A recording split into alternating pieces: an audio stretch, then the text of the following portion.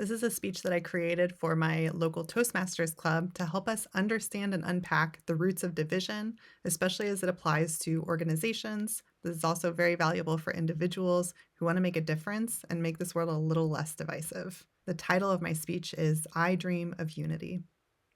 61 years ago, Martin Luther King stood in front of 250,000 civil rights supporters and shared his dream of racial unity.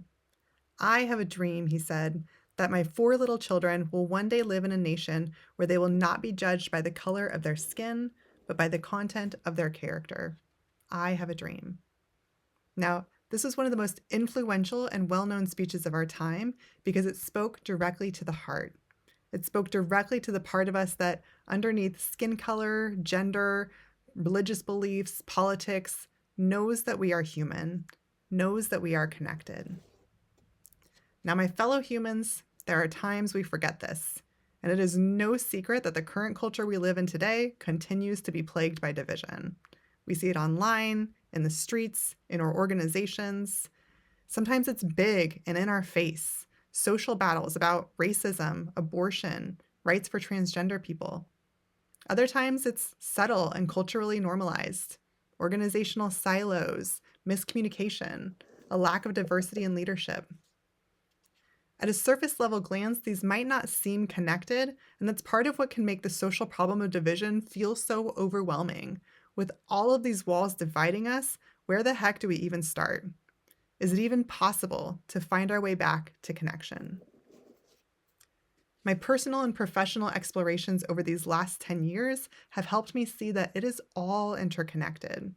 And today I'd like to share a tool with you I learned from nature, from trees, that can help us understand where these seemingly different forms of division are coming from and the common roots they share. I'd like to invite you to use your imagination for a moment and envision a tree.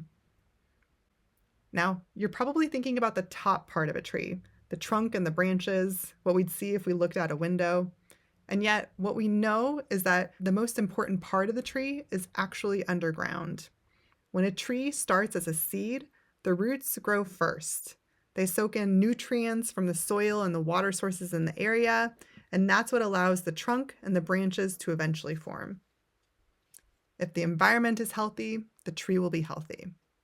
If the environment is sick, the tree will be sick. The division we see in society today grew that same way.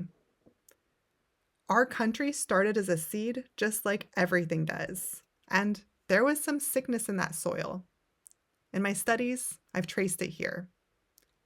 Imperialism, a belief that one nation, community, or society has the right to dominate and take over another, usually through military, political, and economic control. Colonialism, an invisibilized and ongoing cultural framework designed to maintain European power and paradigms through media, education, economic and government systems, etc. Now, essentially, these are mentalities that taught us that the purpose of being human was to establish borders, divide and conquer, and take at the expense of others. This is the invisible water that the seed of our country was planted within. And so, the roots developed. Individualism, consumerism, human centrism, the belief that humans matter more than other species, more than trees, water, animals, a fear of difference and diversity, a weaponization even.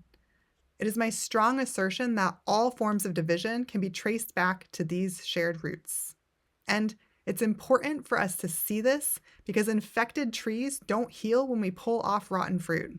The reason we seem so stuck as a country, as a culture, trapped in division, polarization, these culture wars, is because most of us don't see the roots. When we fail to learn from history, we are doomed to repeat it.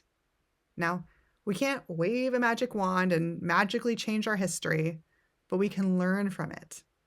Awareness leads to choice, and choice leads to power. And this next section of the tree is where we have power. I call these carriers. These are the parts of the growth cycle that we can influence before toxicity at the roots gets carried up into toxicity at the fruits. Here, we either perpetuate or disrupt what started at the roots. We stay in our cultural bubbles, disconnected from one another and unable to grow, or we stretch out beyond our comfort zones, and we reach out beyond our divides. We remain victim to the subconscious biases that all of us get programmed with in this culture, assumptions and fears we might not even know we have about people who are different from us, or we boldly face our triggers and we choose to open our hearts. We keep doing what we've been doing and getting what we've been getting, or we come up with new policies and new practices and we get a different result. It's as simple as the books we read and the music we listen to, and as complex as who we cringe away from and who we automatically feel comfortable with. All of this ripples up into the fruit. And here we have the symptoms of the problem. In this case, conflict, power imbalances, exploitation, intolerance, discrimination. And let me repeat that once more, because this is where I see so many of us go wrong in our efforts to combat division. The fruits are not the problem. They are the symptoms. They are a natural product, a natural consequence of a lack of awareness and a subconscious acceptance of the roots as normal aspects of being human. But the division we see around us today is not normal, nor is it inevitable. It is a direct product of our beliefs and our behaviors. And this is good news because it means we have a choice. Awareness leads to choice, and choice leads to power. When we understand the roots and the fruits of our actions, we can make informed decisions about the role we want to play and the ripple effect we want to have. So, what can we do? First of all, diversify your cultural bubble. Listen to podcasts, read books, get in spaces with people who look different and think different from you. Secondly, recognize we all have subconscious bias and get curious about yours. There's no shortage of resources out there to support you in this journey, but we have to be the ones to make the effort to learn and to heal. And third, look around at your organizations. Which of these rotten apples do you see? Start asking questions and raising conversations, not from a place of defensiveness or guilt, but out of curiosity and a desire to grow. My fellow humans, like Martin Luther King, I too have a dream. I dream of connection. I dream of interdependence. I dream of a day when more and more of us will see diversity and difference as the true gift and ecological necessity it is. I dream of unity.